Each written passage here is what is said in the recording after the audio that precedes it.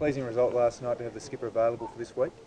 Yeah, it was a really good result. I mean, obviously we're a better team with him in it, but I think one of them almost equally as pleasing is the fact that we could stand up in open court, so to speak, and defend him, because the people have their views on it and whether it was intentional or not, but really there's only one person who knows whether it was intentional, and Jack is adamant that it wasn't an intentional act.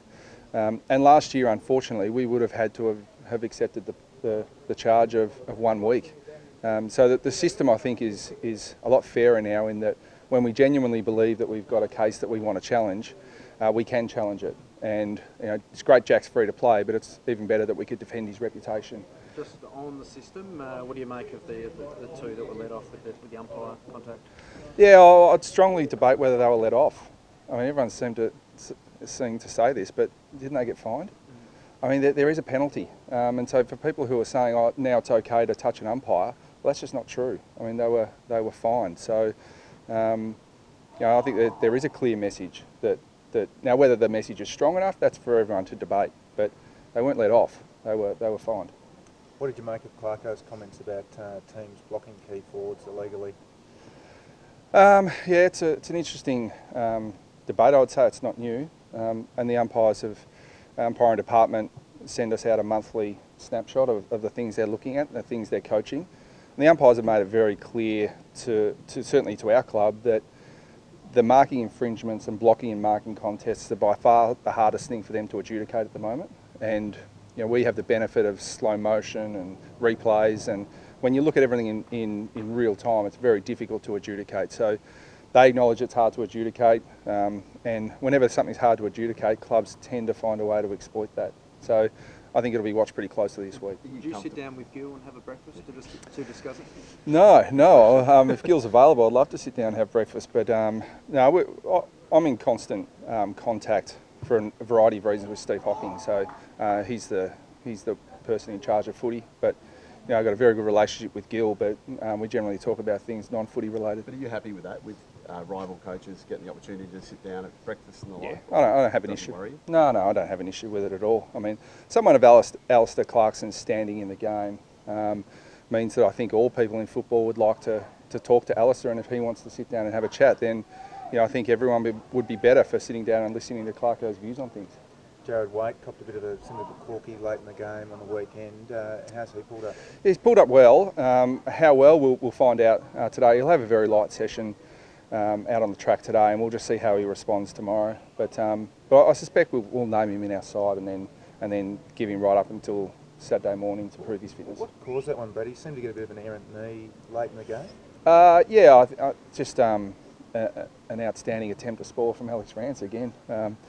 He didn't look like he was going to get anywhere near the contest, but as he often does, he just got there in a nick of time. So unfortunately for Wade, he got him in a good spot. But Wade said to me at the time, "Mate, it's just a cork, I'll be right." But it just took him. It was late in the game. He couldn't function at 100%, so we just took him off. But just watching him this morning, he's walking and jogging without a limp. So I think he'll be right. When you pulled the performance apart, was it as a positive a display as it perhaps looked straight off the bat? Yeah, there were a lot of positive parts of it, but there are some areas that Richmond are just better than us at the moment. So that's our challenge, to get up and aim to exceed what they're doing at the moment. And we have some slightly different ways we go about things than Richmond, but they're the benchmark in the competition. And even though I think a lot of things probably went our way in that game, and I think the hallmark of really good sides are when things aren't going all your way, you still find a way to win. And I think that was credit to Richmond. We played well, but they were just a bit better. And the pleasing thing for me is that we gave ourselves a chance to win. So we were in the game, but we've still got a lot of improvement, and we want to aim to win every game we play. So we're far from satisfied with the result on the weekend, but we gave ourselves the chance. Ben Cunnington set the bar pretty high for himself, didn't he? Yeah, he probably didn't complete his game as he would have liked in terms of his ball in hand, his kicking. He's an elite decision maker, and I think he's an elite kick. And he didn't kick the ball as well as he would have liked, but the other parts of his game were just exceptional. So I think he's an elite player at what he does. but I think his decision making and his ball use is normally a real strength. So, like all the really good players, they're never satisfied. Ben Brown seemed to land awkwardly on his knee, I think, in the second quarter. Is he pulled up okay? I didn't notice that, Nick. So you're watching Brownie a bit closer than I am, but he certainly hasn't had any soreness from that. And he's going to train as normal today. Brown, Waite, and Wood. I mean, how did you feel that went? Is that a look that you're happy with going forward? Yeah, I was, and I think Alex Rans quite rightly gets a lot of credit for what he does, but I think Asprey and Grimes are very underrated in their team defence and their defensive mechanisms. And we certainly kept them more occupied than usual with our tools, but Nick Blundstone played exceptionally well. So credit to Richmond, but we think that we've got a forward line that can challenge really good, top line defensive systems. So we'll keep tinkering with it, and we'll change it week to week depending on the opposition. But yeah, as to whether I think they can all play together, I think that's a resounding yes. What have you made of the Giants so far? They're obviously a little bit less predictable now with different members going through that team at the moment. Yeah, they've just been hammered with injury. That can provide opportunity for a lot of players too. So I think they've had some debutants come in and play, and they're still an immensely talented side. They just they've got an extremely deep midfield. Even when you look at a couple of the midfielders that are out, there's no shortage of mids that go through their current team at the moment. So yeah, they're a very good team. Probably haven't lived up to their own lofty expectations right at the moment, but we're wary of their talent. Any?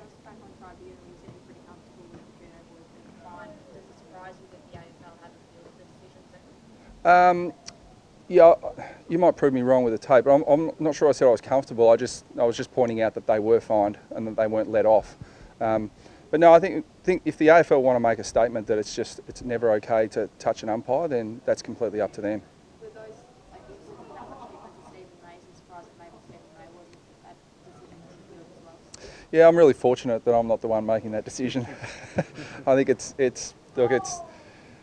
I personally, I think it's very, very clear, and players don't need to be sent a message that you can't touch umpires. I think that this week has made it even clearer after Big Hawks last week. So, yeah, I think it's twofold. I think I'd like to see the umpires try and sort of keep their distance a little bit, and for players to show respect to the umpire and restraint and stay out of their way as well. Chris is probably seething at the moment, I'd imagine. Yeah, I don't think so. I think he's been pretty clear on the fact that we've got to make it very clear that players can't touch umpires. So I don't think he was seething over the Hawkins decision. Do you think the umpires should also? They've indicated they might change some things a little bit in terms of their positioning as well. Prevention's better than cure. Yeah, sure. Yeah. Any likely call-ups from the VFL team this week? Oh, well, it's a couple of guys who have just been in outstanding form, and we really like to get into our side have been Durden and Mackay. But Thompson, Tarrant, Dorr are occupying their positions at the moment. So, we're really pleased with the way they're going, but they just can't quite find an opportunity at the moment. But yeah, there are another couple of guys who are going very well. I mean, Cameron Zurhar made way for Jared Waite, so he played well, and he'll be in calculations again, depending on weather and those sort of things down in Hobart. It's a bit of a juggling act to find opportunities for those guys when you've got, I suppose, senior blokes like Scotty Thompson playing so well. Yeah, it is, and I think the thing with Thompson and Waite is that we didn't anticipate they'd play every single game in 2018, so there will be opportunity at various stages, as we provided last week with Wadey going out. So yeah, we'll keep looking at that, and we're still trying to build our side, so we'll look at balancing that every week.